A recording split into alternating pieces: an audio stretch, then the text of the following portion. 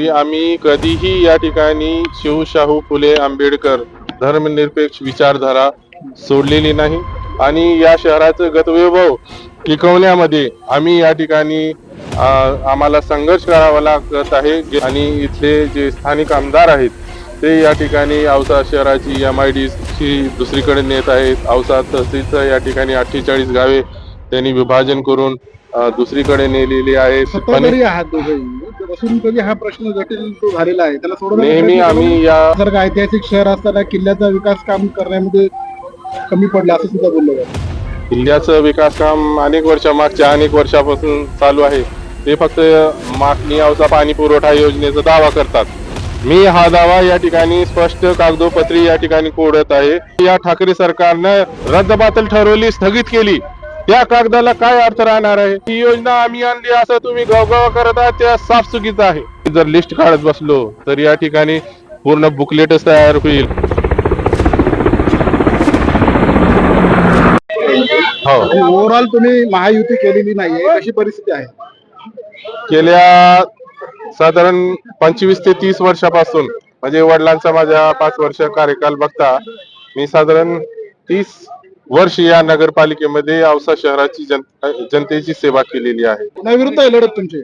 आमची खरी लढत ही भाजप सोबत आहे आणि त्याचबरोबर महाविकास आघाडीचं ही उमेदवार या ठिकाणी या शहरामध्ये तसेच इतर 2-3 लहान पक्ष आहेत ते पण या ठिकाणी रेसमध्ये आहेत। महायुती काय झाली नाही, चर्चा झाली होती का आपण केलीच नाही, आमचं असं म्हणणं होतं की आमची जी संख्याबळ आहे आणि आमची जी विचारधारा राहिलेली आहे, आम्ही या ठिकाणी आमचा पक्ष जरी NDA मध्ये असला तरी आम्ही कधीही या ठिकाणी शिवशाहू फुले आंबेडकर धर्मनिरपेक्ष विचारधारा सोडलेली नाही।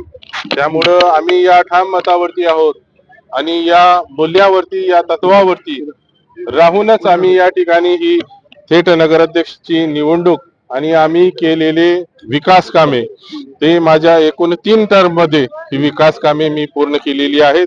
ही केवळ मागील 5 वर्षाचा विकास कामाचा जो आलेख आहे, जो या कामे केलेली जी प्रगती आहे ते बघून या ठिकाणी मतदान होणार नाही, तर मागे जे 20-25-30 वर्षापासून मी जे काम करत आहेत त्या सर्वांचा एकूणच या ठिकाणी आढावा घेऊन ही जनता या ठिकाणी मतदान करेल याचा मला विश्वास आहे। आणि या शहराचं गतवैभव टिकवण्यामध्ये आम्ही या ठिकाणी आम्हाला संघर्ष करावा लागत आहे। गेल्या 4 वर्षापासून या ठिकाणी निवडणुका नाही आणि इथले जे स्थानिक आमदार आहेत ते या ठिकाणी औसा शहराची MIDC दुसरीकडे नेत आहेत। औसा तहसीलचं या ठिकाणी 48 गावे त्यांनी विभाजन करून दुसरीकडे नेलेली आहेत। कधी हा प्रश्न जटिल तो झालेला आहे, त्याला सोडवण्याचा नेहमी आम्ही या विषयी आमची भूमिका मांडलेली आहे, परंतु ते अजिबात विचारात घेत नाही। गेल्या 4 वर्षापासून एकाधिकारशाहीने ते औसा नगरपालिका चालवित आहेत आणि ते साधारण या शहराचं प्रतिनिधित्व करीत असल्याने ते नगरपालिकेवर त्यांचा कंट्रोल राहिलेला आहे आणि मूलभूत गरजा कोलॅप्स होण्यामध्ये त्यांचा या ठिकाणी पूर्ण वाटा आहे असं या ठिकाणी मी म्हणतो। बहुतांश विकास कामं भाजपकडून सुद्धा सांगितले जात आहे। औशासारखं ऐतिहासिक शहर असताना किल्ल्याचा विकास काम करण्यामध्ये कमी पडला असं सुद्धा बोललं जातं। किल्ल्याचं विकास काम मागच्या अनेक वर्षापासून चालू आहे। ते फक्त मागणी औसा पाणी पुरवठा योजनेचा दावा करतात। मी हा दावा या ठिकाणी स्पष्ट कागदोपत्री या ठिकाणी कोडत आहे, कारण त्यांनी जो मंजुरी विधानसभेच्या आधी आणलेली होती ती मंजुरी ठाकरे सरकार आल्यानंतर 5 डिसेंबर 2019 ला या शासनानं, या ठाकरे सरकारनं रद्दबातल ठरवली, स्थगित केली, त्या कागदाला काय अर्थ राहणार आहे? त्यामुळं ही योजना आम्ही आणली, आम्ही केली। अहो, ती योजना पुनर्जीवित काम करण्याचं काम माननीय दादानी केलं, त्याला निधी देण्याचं काम दादानी केलं।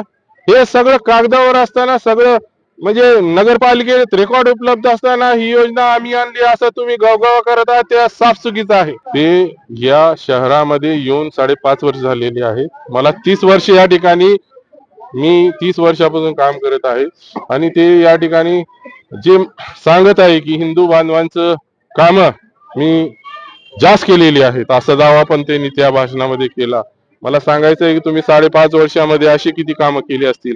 मी जर लिस्ट काढत बसलो तर या ठिकाणी पूर्ण बुकलेटच तयार होईल. बिलकुल त्यांच्या आरोपामध्ये काही दम नाही. केवळ आता जी परिस्थिती ढासळत आहे हे त्यांना आता कळालंय, सगळ्यांनाच कळालंय. तुम्ही इंटरनल सर्वे घ्या, रिपोर्ट घ्या औसा शहरामध्ये, तुम्हाला लगेच लक्षात येईल परिस्थिती काय आहे. बिलकुल फडगड